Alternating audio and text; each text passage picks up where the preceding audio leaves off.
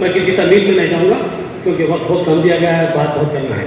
तो यहाँ पर जो मोअज़्ज़िज़ीन आए हुए हैं और उनके सामने तो बात करना मैं साबित हो रही हूँ।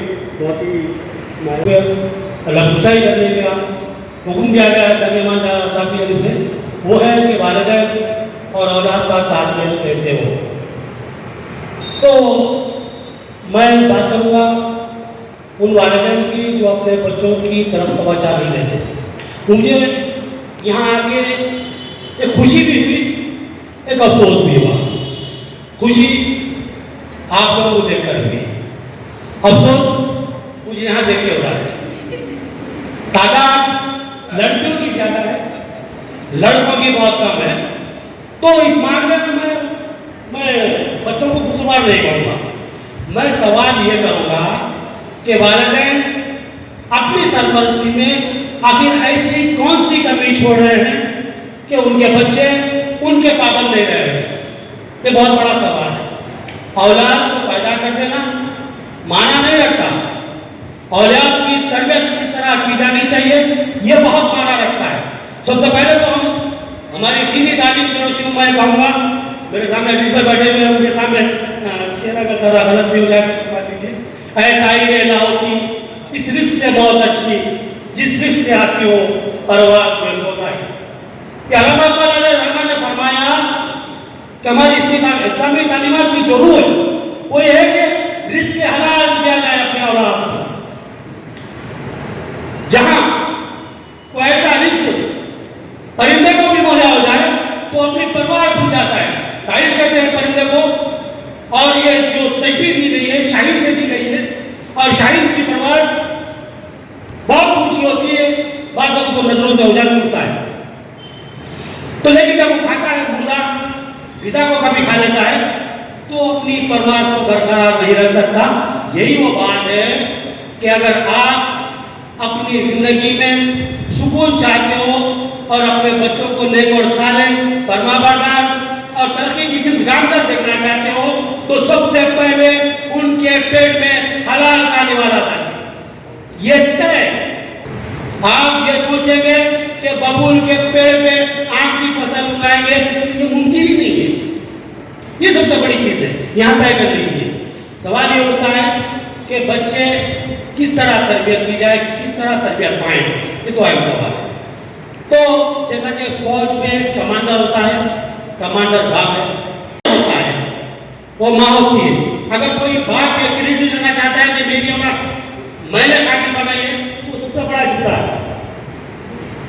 जो बाप ये दावा करता है कि मैंने अपनी औलाद की तरबियत की, मैंने अपनी औलाद को काबिल बनाया, वो झूठा है। माँ की ताउन के बगैर, माँ के जो सपोर्ट के बगैर कोई भी बाप अपने बच्चे को काबिल नहीं बना सकता, काबिल नहीं बना सकता। तो माँ ट्रेनर है, बाप कमांडर है, और माँ के बगैर बाप को उसको औलाद को बस नहीं बना सकता, बाप के बगैर माँ नहीं बना सकती है। तो जो माँ बाप है उनकी जिम्मेदारी ये है कि हम ये देखें कि हमारे बच्चों को किस तरह बर्बाद कराया जाए। मैं बाप को ये कहूँगा कि आप जो टाइम अपने होटलों में देते हैं, अपने दोस्तों में देते हैं, आप ये चाहते हैं कि मैं दोस्तों बहुत ही बिजी रह के घर को आया हूँ, मैं आराम करना चाहता हूँ या अपने दोस्तों में वक्त गुजारना चाहता हूँ, तो मैं उनको यह मशवरा जरूर दूंगा कि इस वक्त आपके जो कीमत जो फुर्सत के औकात है दोस्तों के साथ भी गुजारे, होटलों में भी गुजारे और अपने दोस्तों मशागिल में भी गुजारे, लेकिन कम अज कम 1 या 2 घंटे अपने बच्चों को जरूर दें। आप जब ये टाइम अपने बच्चों को देंगे, बच्चा आपसे सवाल करेगा, उसका जवाब पूरे एतमाद के साथ, पूरी सलाहियत के साथ आप जानकर दें और यह जानकर दें कि बच्चा आपसे सीख रहा है और उसकी जिंदगी में एक काम आने वाला है। मैं बहुत गरीबी की जिंदगी से ऊपर था, बहुत निचले दर्जे से ऊपर आया हूँ, बहुत ही कसम कुर्सी के आलम पे हमने अपनी औलाद को तालीम दिलाई। मेरे 2 बच्चे इंजीनियर थे, आला उम्र में फायर है।